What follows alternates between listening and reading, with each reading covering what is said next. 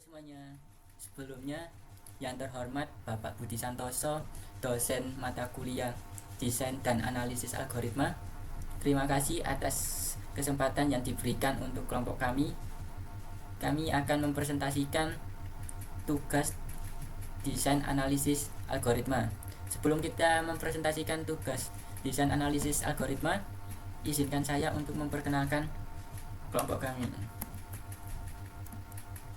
yang terdiri dari Ahmad Yusro Guntur Rizky, Hendiko Nathaniel Wibowo, Kevin Adi Saputra, Adrian Dewa Maulana. Yang kita akan jelaskan di sini yaitu tentang rekursi. Saya akan menjelaskan di sini daftar isinya. Untuk yang nomor 2 itu saya sendiri yang menjelaskan. Untuk yang nomor 3 itu Maulana yang akan menjelaskan tentang tipe dari rekursi. Dan yang keempat yaitu akan dijelaskan oleh Kevin. Dan yang kelima yaitu dijelaskan oleh Yusro Guntur. Kini referensi kita untuk membuat presentasi ini, kita mencari referensinya di sini.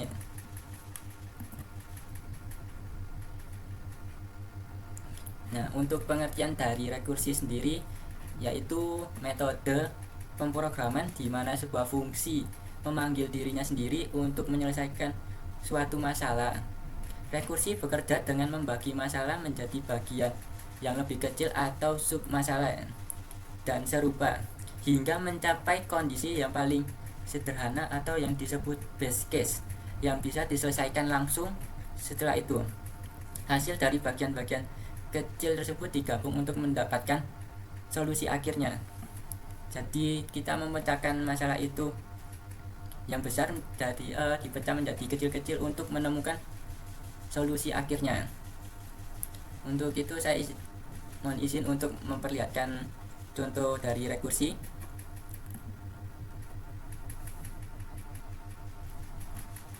Nah, ini penerapannya dalam kehidupan. Ini contohnya yaitu naik tangga. Misal kita mau naik tangga, pastikan kita naik tangga itu dari satu persatu gini.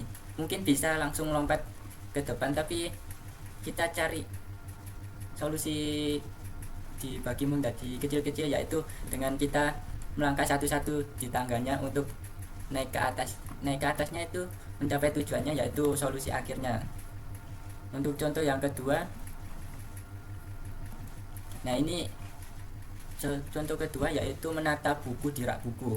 Pastinya kita kalau menata buku itu gak mungkin langsung dimasukin terus dikeluarin langsung semua kan. Berarti kan kita harus masukin atau keluarin satu-satu dulu baru bisa merapikan atau menata di rak buku itu. Menjelaskan rekursif untuk bagian tipe.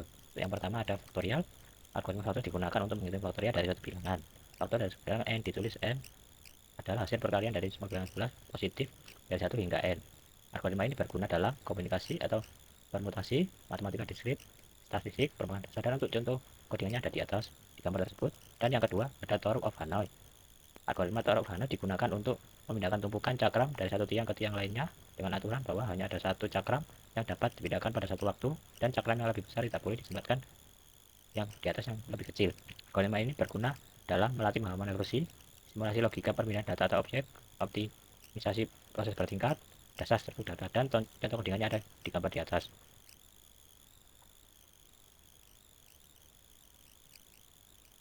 Dan untuk yang ketiga ada DVS of graph. Algoritma depth first serve digunakan untuk melakukan pencarian pada seluruh data graph secara rekursif. Algoritma ini mengunjungi semua simpul dan graph dengan mengikuti jalur secara mendalam sebelum kembali. Algoritma ini berguna dalam menelusuri semua simpul dalam sebuah graph, mendeteksi siklus dalam graph, menemukan jalur dari satu simpul ke lainnya, penerapan PA atau GIM, dan contoh kodingannya ada di atas gambar tersebut. Dan yang terakhir ada eksponensial. Eksponensial mengacu pada fungsi atau algoritma rekursif yang kompleksitas waktunya meningkat secara eksponensial seiring dengan ukuran input. Algoritma ini berguna dalam menyelesaikan masalah kombinatorial, algoritma brute force, problem logika atau teka-teki. Dan untuk contoh kodingannya ada di gambar tersebut. Oke. Di sini saya akan menjelaskan tentang objektif of rekursif atau tujuan dari rekursif ya. Yang pertama tidak lain yang dilakukan adalah bisa memecahkan masalah yang besar. Rekursif memungkinkan kita untuk mengambil masalah yang kompleks dan menguraikannya menjadi bagian yang lebih kecil. Ini sangat berguna ketika masalah tersebut memiliki struktur yang berulang atau hierarkis. Yang kedua, yakni submasalah bisa menyelesaikan submasalah yang serupa. Kunci rekursi adalah bahwa submasalah yang lebih kecil memiliki sifat dan struktur yang sama dengan masalah yang aslinya. Ini memungkinkan fungsi yang sama atau metode yang sama untuk diterapkan berulang kali kepada masalah aslinya. Masalah tadi.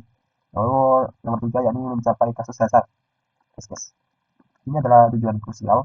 Ya, pemanggilan rekursif harus mendekati base case, kondisi di mana masalah menjadi sangat sederhana sehingga dapat diselesaikan secara langsung tanpa perlu memanggil rekursif lagi. Base case ini juga berperan dalam menghentikan rekursif ini. Yang keempat, elegansi untuk baru.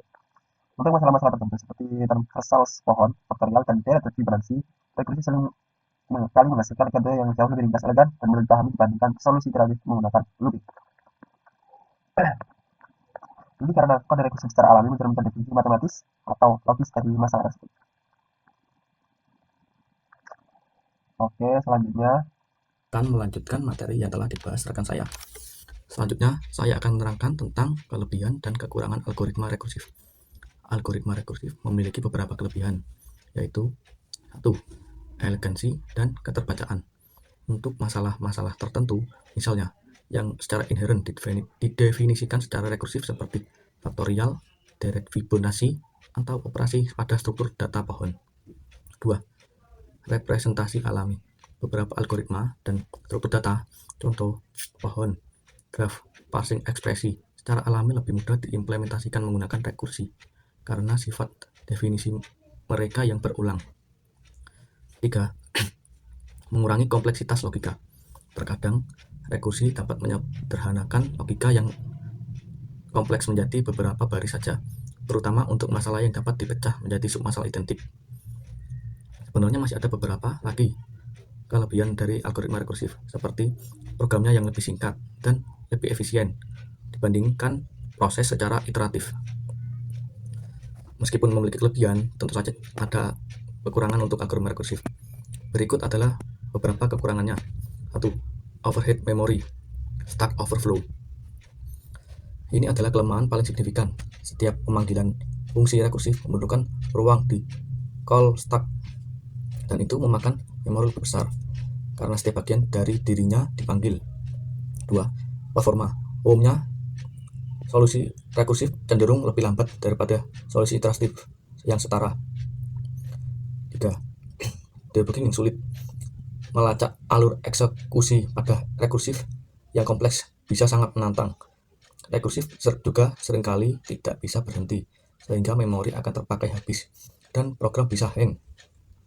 Sekian dari saya. Rekan saya akan melanjutkan ke materi selanjutnya. Terima kasih. Oke, di sini saya akan menjelaskan tentang tujuan dari rekursif. Yakni yang pertama adalah memecah masalah besar. Rekursif memungkinkan kita untuk mengambil masalah yang lebih kompleks dan menguraikannya menjadi bagian-bagian yang lebih kecil. Ini membantu ketika masalah tersebut memiliki struktur yang looping atau hierarkis. Yang kedua yakni submasalah yang serupa. Kunci rekursif adalah bahwa submasalah yang lebih kecil memiliki sifat struktur yang sama dengan masalah aslinya. Ini memungkinkan kita untuk menggunakan fungsi yang sama untuk diterapkan berulang kali. Lalu yang ketiga yakni mencari kasus dasar, base case. Ini adalah kunci krusial. Setiap pemanggilan rekursif harus mendekati base case. Kondisi di mana masalah yang menjadi sangat sederhana sehingga dapat diselesaikan secara langsung tanpa perlu pemanggilan rekursif yang lebih lanjut. Base case ini biasanya itu digunakan untuk menghentikan rekursif ini. Lalu di elegansi dan keterbacaan kode untuk masalah-masalah tertentu seperti transversal pohon, faktorial atau deret Fibonacci, rekursi seringkali menghasilkan kode yang lebih ringkas, elegan, dan mudah dipahami dibandingkan solusi iteratif atau looping. Yang selanjutnya adalah conclusion atau kesimpulan dari metode rekursif ini. Metode rekursif ini adalah teknik di mana fungsi itu memanggil dirinya sendiri. Ini adalah inti dari pengertian dari rekursif. Bayangkan sebuah tugas yang bisa diselesaikan dengan memecahkan menjadi versi yang lebih kecil dari tugas yang sama daripada menulis kode yang berbeda untuk setiap ukuran tugas. Kita menulis setiap satu fungsi yang jika tugasnya terlalu besar akan memanggil dirinya sendiri menuliskan bagian yang lebih kecil. Ini seperti membuat instruksi memasak yang pada satu titik mengatakan ulang resep ini untuk porsi yang lebih kecil.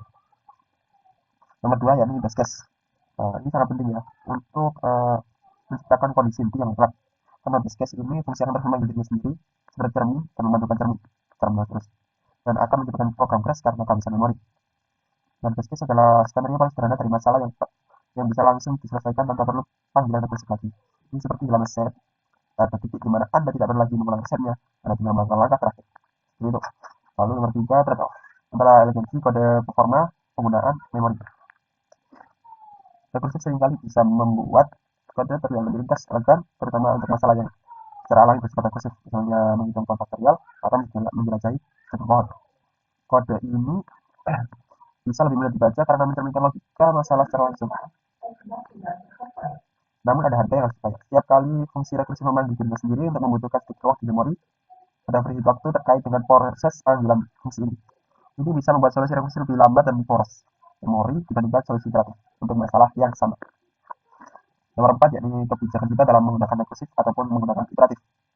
Jadi kita itu harus tahu kapan harus menggunakan rekursif dan kapan harus beralih ke iteratif. Karena adanya trade-off di atas, semua masalah itu cocok ke rekursif. Gunakan metode rekursif ketika masalahnya secara inherent bersifat rekursif. Contohnya itu algoritma seperti Microsoft. Contoh. Lalu beralih ke iteratif ketika kekalahan rekursif bisa sangat besar untuk menghindari stuck atau prekonfirmasi memori menjadi sangat krusial. Lalu nomor 5, memecahkan banyak masalah kompleks. Meskipun ada tantangannya, rekursif adalah keterampilan untuk bisa memecahkan banyak kompleks. Di programmer seperti kita itu sangat penting untuk mempelajari metode ini. Soalnya banyak algoritma canggih struktur data kompleks dalam ilmu komputer seperti struktur data, pohon, graf, algoritma pencarian, dan pengurutan tertentu. Bahkan person bahasa dibangun di atas konsep rekursif ini. Menguasainya akan memperluas kemampuan kita dalam berpikir secara organik dan memecahkan masalah yang lebih rumit. Materi-materi ini saya ambil dari referensi ini di Revisi in Programming, Techniques, Benefit, and Limited Java. Lalu yang kedua itu dari JSG atau Books of for Kids, Recursion, Data Recursion. Oke, terima kasih telah menonton. Kalau tidak ada salah kata dan kurang pemahamannya, mohon maaf sebesar-besarnya. Semoga bermanfaat. Wassalamualaikum warahmatullahi wabarakatuh. Salam sejahtera.